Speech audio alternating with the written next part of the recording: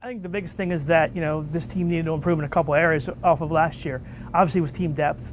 When you look at a situation when you have injuries, it's going to always hurt. But to play with 6 or 7, and Ben Grace, who was a walk-on, was starting for them at some points in last season. So you had to improve the depth, and they brought 7 guys in, freshmen or transfers.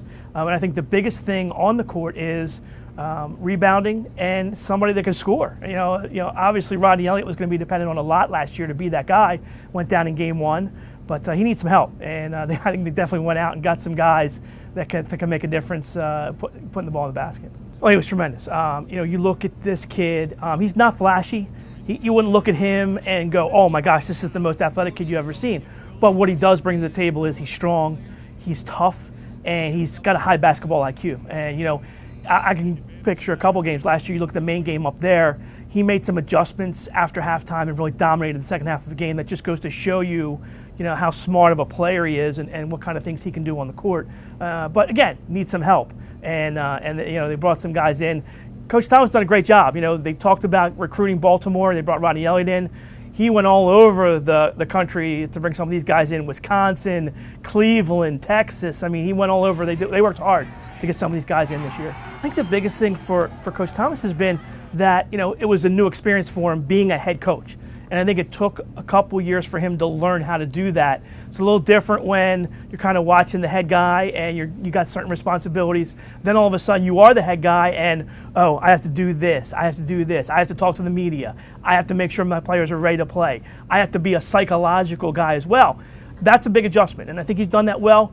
I think the biggest thing and one of his biggest assets is he's a player's coach. I think he listens to his guys. He treats them fairly, and I think he relates to them well. When you have assistants like John Zito, who are kind of guys that get that too, it's a big help. Obviously, the first thing you always look at is what? Albany and Vermont, right? That's the 2 key places. Albany's always tough. It's amazing year in and year out. Same kind of guys that can shoot. Same kind of guys that can pound you. And the thing that stands out most about Albany and Vermont, we get back to talking about depth again. You go to Vermont, and all of a sudden you're playing their starting 5, and then they bring in 5 guys that are just like their starting 5, and they kind of wear you down. That's where UMBC needs to take that next step and match up like that. And it'll be interesting to see how they match up against Albany, how they play when they go to Vermont. Can they hang? Can they even be in the game? Because let's face it, over the last 7-8 years, they haven't even been in the game. So they have to make those steps and make that progress, and we'll see what the new guys bring. Well, I think you really have to look at the ability to go the 7, 8, 9 deep and be able to rely on those guys. It's one thing to have your starting 5 in there and get a good 15, 20, 25 minutes out of that. But then you can always go back to games and look at it. You always have that 4 or 5 minute stretch where maybe you don't score a bucket. Well, why is that? Well, maybe that's because either you guys are tired playing against the other guys that are subbing in, or you just don't have that second tier guy that you can rely on to come in and spell some of the starters.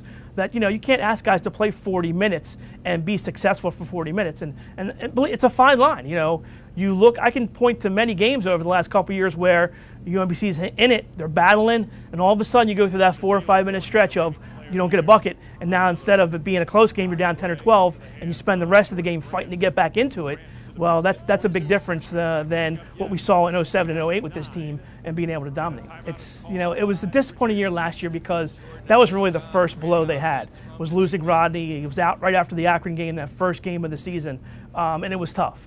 They were going to lean on him to score, obviously, but also from that leadership perspective of it was amazing to see how this team really handled it emotionally, a young team, of knowing that their leader wasn't going to be there. It's a hit. And you have to not overcome what he brings to the table on the floor, but you have to overcome what he brings to the table as a leader as well of this basketball team. And that was tough last year. This year, they're really excited to have him back. All those aspects. I know Rodney is just dying to get out there and play a game. But all the aspects he brings, being able to handle the ball, being able to shoot, being able to get to the basket, and showed in his freshman year that same kind of thing with Cody Joyce. Rodney, you wouldn't look at him and go, oh, he's got that great first step, or oh, he's got that great athleticism. He just has that toughness of, those Baltimore City kind of kids. Rodney Elliott, his dad, played for the University of Maryland, kind of instilled that in him. And he just has that high basketball IQ as well. And he's just amazing to see some of the plays he makes with what he's got athletically.